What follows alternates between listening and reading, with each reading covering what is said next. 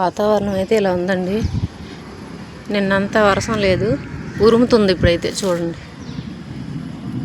ఒక పక్క ఎండ, ఉక్కపోత, ఉరుములు.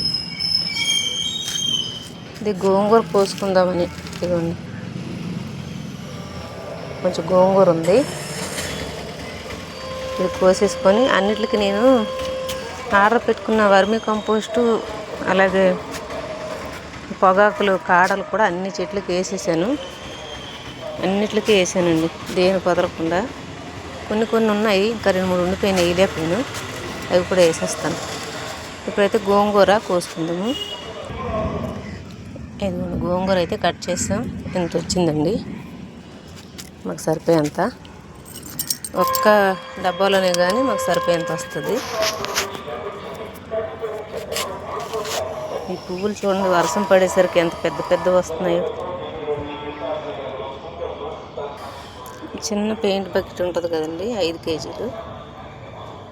అందులో కొనగంటే ఎప్పుడు మాకు సరిపోద్దండి, ఎక్కువే వస్తుంది. ఇదిగోండి, అది కూడా కోసుకుందాము. అది కూడా కోసానండి. వర్మీ కంపోస్ట్ ముందే ఇచ్చేసాను కాబట్టి ఇదిగోండి.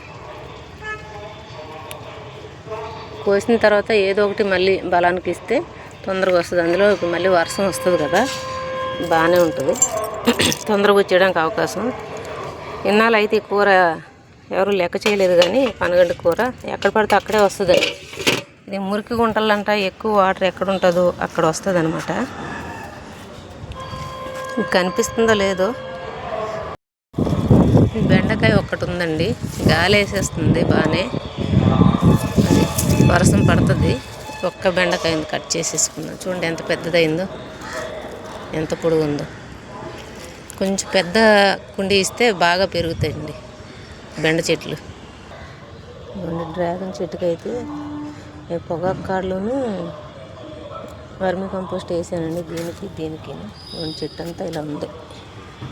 కొంచెం పర్వాలేదండి వర్షం పడ్డాక. కాపు అయితే రాలేదు, అందరికి వచ్చింది కానీ నాకు రాలేదు.